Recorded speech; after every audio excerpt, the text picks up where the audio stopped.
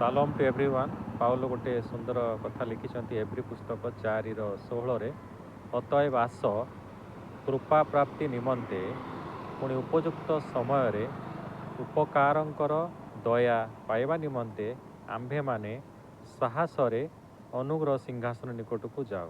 Hallelujah. एठारे आमे देखुचु कि कृपा प्राप्ति निमंते उपयुक्त समय उपकारंकर दया पाइबा निमंते साहसरे अनुग्रह सिंहासन निकट को जाओ। कारण से अनुभव करें जे ईश्वर से अनुग्रह सिंहासन निकट में से दया अच्छी, से कृपा अच्छी, आउ से उपयुक्त समय को सी